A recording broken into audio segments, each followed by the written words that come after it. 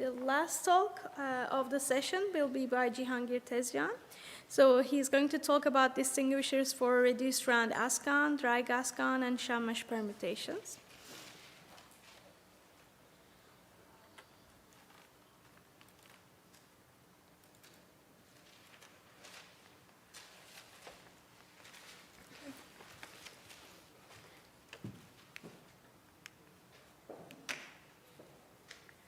Okay, thank you, Marta. So I think the title is self-explanatory, and in this work we focused on these three ciphers because they have similar designs, and we wanted to see how similar they are or how different they are at the end. So in this talk I will talk about three types of distinguishers: truncated differentials with probability 1, subspace trails again with probability 1, and differential linear distinguishers. So, and you might think that some of these techniques are very different than each other, but actually they will all have a common point, which is that I will be extensively exploiting a Sbox property that we named undisturbed bits. So let's start with truncated differentials, and in order to do that, let's start with ASCON. We already have a talk yesterday about ASCON. Some of the designers are already in the room. So ASCON is the second round candidate in NIST standardization process, but also it is a primary choice for lightweight authenticated encryption of the Caesar competition. It is a sponge construction, and the permutation it uses is actually a substitution permutation network. So it has two different sizes, depends on actually it has two different versions, but important thing is that it has a state size of 320 bits and the key size is 128 bits. Initial version supports some smaller keys, but this is the current version. So the picture is something like this. You have the IV, the key, and the nose. They are all 320 bits. So you put it in a permutation, and permutation is run 8 times, which is 12. So for 12 runs, you do the initialization and finalization and so on. So we will focus on this permutation, and it is represented as 5 rows of 64 bits. And first you do there's a constant addition, but it is not important for us. Substitution layer is actually column-wise, so you take the 5 bits, and it is a 5 by 5 Sbox, so you do it in parallel 64 times. So this Sbox is, I think, a fine equivalent to Ketch's Sbox, but I mean, it is not too uniform. You can see a lot of 4s and 8s in the DDT table. The sparsity of these numbers actually makes that for some input differences, some bits are never affected as the output difference, and this is actually what we call undisturbed bits, and I will talk about it in a minute. And for the linear diffusion layer, what you do is, for instance, you take the first row, add it to itself, but it is first rotated 19 bits, then 28 bits, so you add 3 values to each other. This way you have the diffusion layer in the rows. So for the undisturbed bits, actually we defined something like this because in cryptanalysts generally when they attack, they don't focus on the properties of the Sbox. They just say that, okay, I'm activating this Sbox or not. But once you activate it, it affects 5 bits, and for the diffusion layer makes it diffuse really fast. So what we thought that maybe we can focus on special inputs, and maybe those inputs doesn't affect all of the output bits. And an example is like this. For instance, in this case, for instance, for this input difference, the output difference has never have difference in the first or the last bit. So we will be exploiting this for finding probability 1 distinguishers. But at that time I checked the literature and I never found any attack for this kind of property, so I named it undisturbed bits. But later on I realized that this is actually a linear structure at the coordinate functions. So undisturbed bits are actually a subspace of linear structure, so you can think that all of the distinguishers I will show you are actually using linear structures. So let's look at that input difference. So I put the input difference, the one I showed you, like this. So in this column we have input difference, and all of the other bits are 0, so there are 320 bits. So if you apply the Sbox, you will see that now it doesn't affect the first or the last row. It cannot have difference there. So this way, the diffusion becomes slower because, the rotations are only additional 3 values, so the question marks becomes 3 for each row. Then you do the substitution, permutation layer, substitution, permutation again. So after 3 runs, you see that there's a column here consisting of all zeros. So after you apply the Sbox output is 0. So this is, I say 3.5 rounds because if you apply the permutation layer, then you lose the zeros. And this is an old result actually, which I've observed during the scissor competition. So the question is how these results affect the other algorithms. So let's look at DryGASCON. It is designed by Sebastian Rio. It is also second round candidate in this competition. So it uses ASCON, also uses the dry sponge construction. The difference is that the block size now 128 bits. It has 2 state size because it supports 2 different key lengths. So for the smaller key, it is very similar to ASCON. For the longer key, you have this time 9 rows. And it might be a good idea to have larger keys. Some people think that lightweight crypto is about shorter keys, but now we are having post-quantum crypto competition, and so maybe we should also think about longer keys. Maybe, after lunch we will have a discussion session. Maybe we can discuss this at that time. But now the round number is reduced by 1 for this key size, and it is 12 for the longer key. So what are the differences between these 2 algorithms? Sbox is the same, but in the documentation they use little ending, so it might look different. 2 rotations are changed. Here 39 became 38 because they wanted odd and even numbers for every row. But another difference that now the 64-bit word is in bit interleaved representation, so it actually makes us very hard for the cryptanalyst to analyze because it doesn't like a simple rotation as it is shown here. So it is one of the difficulties I had while analyzing. So for the bigger key, we have 9 rows, and it uses a 9 by 9 Sbox. But that Sbox has more than 1,000 linear structures, so I don't know if it is a good choice or if it can be exploited. But in the proposal, author says that the 3.5 round truncated differentials of ASCON are not valid for this design since the rotations are changed. It is not applicable. So we first start by showing that we can still find 3.5 round truncated differentials. This time I'm giving a different difference, only the first bit has a difference. Now we have also difference of 1 here. So if you continue after 3 runs, you will see that 2 Sbox will have non-zero input difference. So you definitely know that the output cannot be all 0. So this, at least one of the x's here is non-zero, or here at least one of the y's is non-zero. So this is still a probability 1 3.5 round truncated differential. So not as good as the one we had for ASCON, but it is still possible. So what about SHAMASH? It is a first round candidate. It is not in the second round. It uses ASCON, but somewhat different because now the Sbox is different. It is stronger in terms of cryptographic resistance because the DDT or LUT table is better. It has less undisturbed bits or less linear structures, but the ASCON team chose a weaker one because they made a trade-off between performance and security. So such an Sbox would affect the performance really bad, I think. And the rotations are different in the linear layer. And now the design doesn't stop here. Then they apply a matrix multiplication. Then they do another rotation. So this makes the,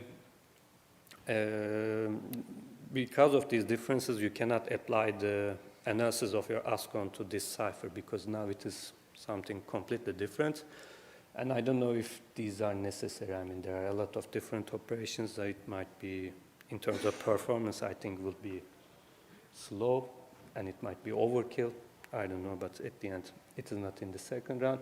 Since it has less undisturbed bits, we cannot do the similar approach, but at the end, we found 1.5 round probability round truncated differentials. Okay. So this was all about truncated differentials. Let's move on to subspace trails. And this idea is introduced in 2016 by Grassi et al. And actually, it is first introduced as a generalization of invariant subspace attacks, but actually it is more closely related to truncated differentials. And idea is as follows. F here is the round function of the cipher you are analyzing. You are trying to find a subspace UI such that all of the cosets of that subspace is mapped to a cosets of another subspace. If the dimensions are the same, then it is even better. You can find this kind of subspaces to create a trail. And this way, I think they found the first 5 rounds distinguisher for AES, which you can directly check with the input and output without doing any internal operations. So a few years ago, I was at Ruhr Universität Bochum, and there Gregor Lander was trying to come up with an algorithm that can find the security of ciphers for this kind of, because this is a new kind of attack, so we wanted to have a tool to check directly. So there we designed an algorithm which finds probability 1 subspace trails, but we showed that if it is a SPN and if the Sbox doesn't have any linear structures, we can find provably the longest subspace trail with the least number of dimensions. So, but since all of these algorithms have linear structures, we can first bound it with theoretically and then try to find if that theoretical result can be achieved. So that algorithm shows that the longest subspace trail you can find for ASCON is 4, and the dimension can be the smallest can be 298. But in practice, we really found a 4-round subspace trails, but the dimension is 313. So actually, this is the truncated differential I showed you at the beginning. So if you go back, I think we have the time, so let's go back.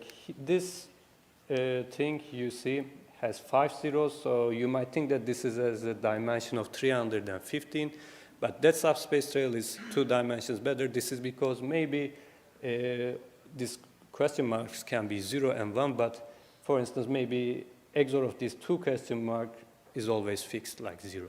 So this is why your dimension is somewhat better. And the good thing is that in this notation, I have to stop at the 3.5 round because I cannot do the linear layer.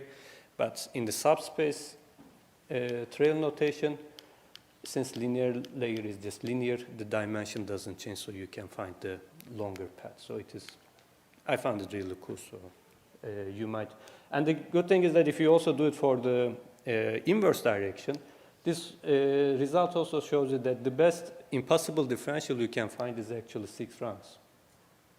If this, if the basis vectors of this subspace has are orthogonal to these basis vectors, then you can find the miss in the middle technique, but not using truncated differentials, but using subspace trails. So it will be very interesting to find such an example in practice.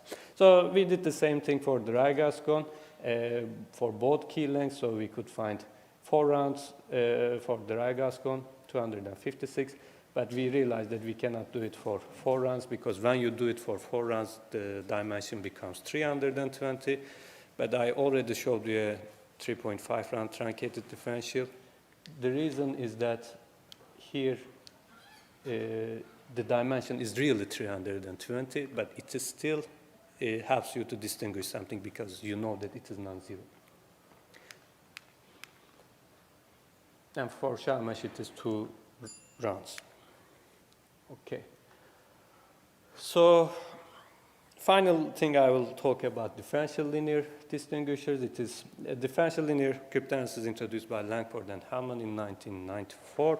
And Biham et al. Actually enhanced it by saying that, and the idea is actually combining a differential distinguisher with a linear approximation. In the original version, the differential had probability 1, but Biham et al. Said that you can use something less than 1 and still the attack is valid. And the overall bias in this case becomes 2 times p times q square, and the data complexity is even square of this value. So ASCON designers actually provided 4 and 5 round differential linear distinguishers. Let's look at the 4 round one. They say that if you take a 2 round differential with probability 2 to the minus 5 and combine it with a 2 round linear characteristic with bias 2 to the minus 8, then you get an overall bias of 2 to the minus 20. But in this work, we say that you can still use the same linear approximation, but replace the differential with something with probability 1, again using this undisturbed bit notation, then your overall bias reduces to 2 to the minus 15.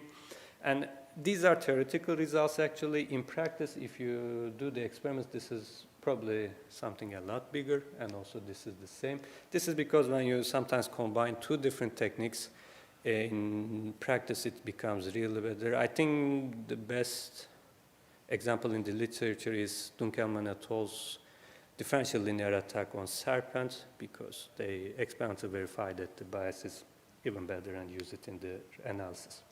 So let's look at how we do it. So this is a probability 1, 2 round differential distinguisher, and this is the linear approximation the authors used in their attack. So actually this is in hexadecimal notation, but idea is as follows. So this is the 3rd row.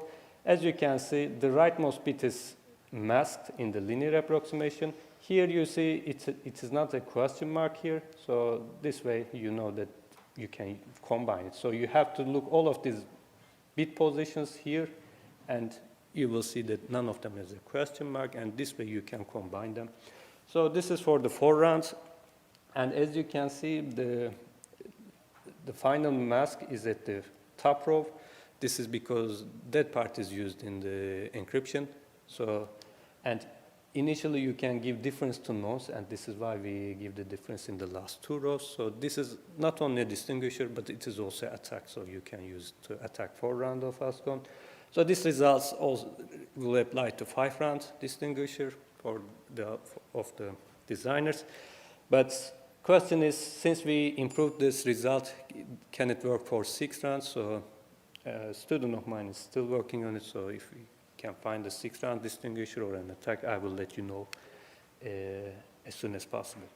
So question is, does this apply to DryGASCON? In the documentation, the author only gives 4 round distinguishers as differential and linear, but they never give a differential linear analysis in the proposal. So we showed that you can find 5 round distinguisher which has a bias of this. So this means that maybe you can also, since it is a high value, maybe you can also find a distinguisher for 6 rounds. And again, I'm still working on it, and maybe soon we can come up. And for the actually linear approximations, designers of ASCON actually had a heuristic tool, which I strongly recommend to be used in this competition. And with this, maybe these results can be improved at the end. So this is the distinguisher I had for DryGASCON. And maybe it is also an attack because the specification of DryGASCON is really strange. I'm not sure if it can be also used as an attack, because there is a mixing operation at the end and at the beginning, so I'm not sure. So this is why I gave it as a distinguisher, but maybe you can make small modifications and use it as an attack. So these are the summary of the attacks and distinguishers I mentioned. So thank you for your attention.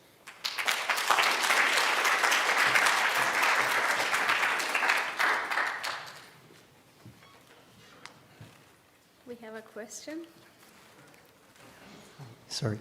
First of all, a small comment. The first people to do actually differential linear cryptanalysis with probability lower than 1 was in Susan Langford's thesis, PhD thesis. It's hard to get it. So. Okay. Thank you. About DryGASCON and the differential linear, you mentioned the 2 to the minus 20 differential linear characteristic. However, if you run experiments, the bias is significantly higher. Yeah. In our Eurocrypt paper, we showed, because of the DLCT, that we can explain some of the gap between theory and practice, but there's still some way to go. Have you run any experiments verifying the approximation, even just 2 rounds differential, 2 rounds linear approximation? I understand bias of 2 to the minus 29 is hard to verify, but... No, I haven't done the experiments yet, but this is what I try to mention. I think we should always do the experiments. I hadn't had the time yet, but I'm confident that the value will be a lot better than this one. And I generally use GPUs, so these experiments are really easy to do there. I looked at your distinguisher for the serpent. I even look at the longer runs, and I can perform 2 to the 60 serpent encryptions reduced to 5 rounds in a few months. So it is very easy to check these values, and I'm sorry that I haven't done it yet. But next step, when I found the longer distinguishers, the first thing I will do is to verify them experimentally. Because again, here I'm expecting that the real bias will be significantly higher. Yeah, exactly. Yeah. Thank you. Yeah, thank you.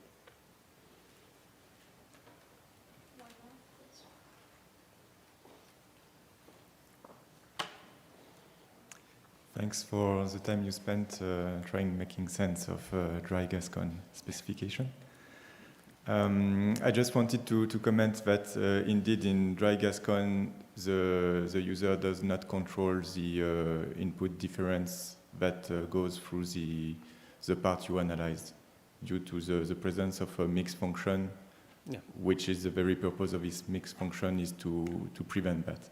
Yeah. So it's welcome to have those kind of analysis, but for practical attacks you must take care of the mixed function, which is handling the inputs. Yeah, I mean, so I believe that these distinguishers are important because here actually they are distinguishers for the permutation. For instance, in this case, for this linear approximation, you cannot use it for an attack. I know it because the mixing function prevents it. But once you combine it with a distinguisher, now it might be possible because from the documentation, what I understand that you can control the first 32 bits of these words, but not the last 32 bits. So I get difference exactly just left of the middle.